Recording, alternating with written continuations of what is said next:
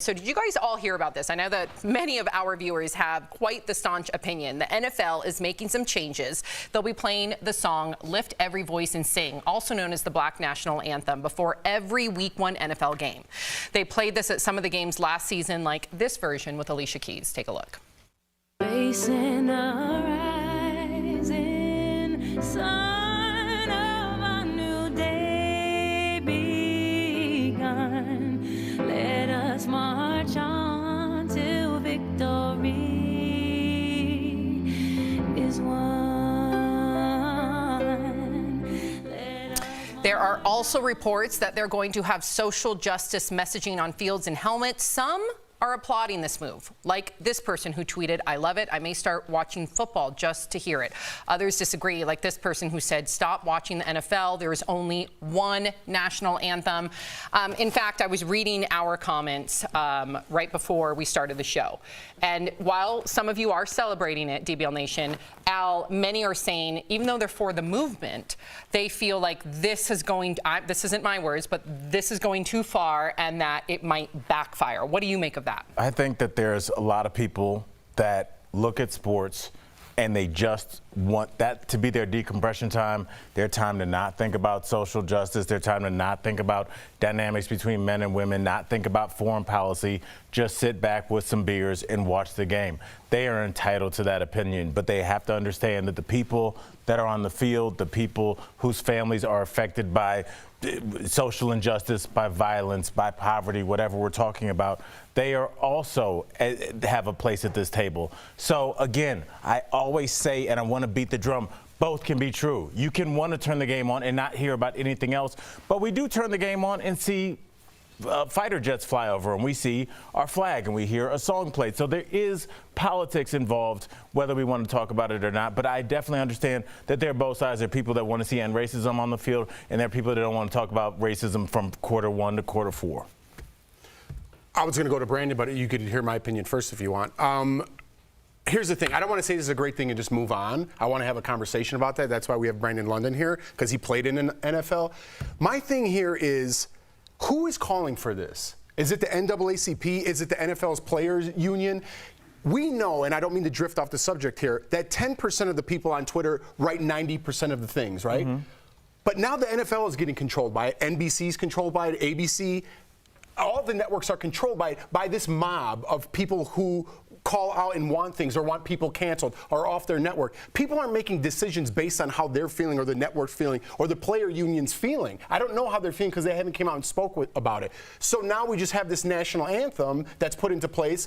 Now there's going to be people protesting against that. How would you feel if someone took a knee during the Black National Anthem? Now we're going to have another problem on our hands. Well, I want to ask Brandon, what do you think about this? And then I'll get to that question. And Brandon, our co-host and also former NFL football player. Brandon, what are your thoughts on all of this? Well, Jeff, I can tell you that the players didn't call for this. I can tell you that the players being involved still with the New York Giants organization and being involved in the NFL. I can tell you that the players have gone this last 2 years, 3 years since Colin Kaepernick started taking the knee, and they've been going and fighting for substantial change. So when we talk about this, I look at this as a Band-Aid to the real problems that are going on, not within America and our own communities, but within the NFL. And I'm not trying to call you out, NFL, right now, but when we talk about things as recent as the racial bias within the concussion claims with black players, when we talk about the lack of minority hires from head coaches, GMs, up to the top of owning a team, what is lifting every voice and singing going to do when it comes to substantial change? Al Jackson, got a question for you. Talk to me. 1921, Fritz Pollard became the first black head coach in the National Football League for your Akron Pros. You know how many we have now? 100 years later? 2. Wow. So you tell me, I would love to lift every voice and sing, but I would also love to lift the amount of minority hires going on within the organization. Wow, that's powerful words, Brandon. I mean, he's pretty much saying that the NFL is doing some virtue signaling. It's right? tokenism. I kind of see it as Brandon and I kind of agree on this. I love Lift Every Voice and Sing. I love the Black National Anthem. I kind of agree here. No one was really calling for that. We're calling for legislation action, and this reads a little insulting of like, here, take a breadcrumb when we're not going to give you the bread. Like, or as you said, not a seat at the table. And I kind of read that in here. It's a little, here, we'll give you this, but not do anything. Does that make sense? I mean, I think we saw this with the George Floyd police reform. Never passed murals were anything. put up, Right. and songs were made, and TikToks were danced to. But when it came to police reform, no one ever saw that through. No, it's not. No one's talking about that anymore. Without it. We're talking about songs at the beginning of games, and for the most part. And Brandon, let me ask you one more question. When it comes to whether it's our national anthem or the Black national anthem, what are you thinking as a player as those songs are playing? I'm sorry, but I'm not thinking about America.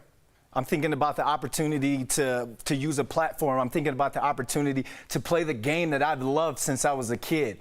I'm sorry, I'm just not thinking about America. So it's one of those things where every player is lined up and you're thinking about the opportunity that's right there at hand. And that's balling out in a football game or just being able to take advantage of this God-given gift and this God-given game that you're able to play for a handsome amount of money. That's honest. Brandon, I want to just set up a little bit of context about you for our viewers. The fact that you are obviously tied in to the NFL. You also have a whole lifelong experiences as a young Black man, but you also have, is it your uncle? Who's a police officer in your family? My father, Mike London, was the first Black head coach for the University of Virginia, first Black head coach for William & Mary, two prestigious universities. So I know what tokenism is or status fillers are when it comes to being that minority in that seat.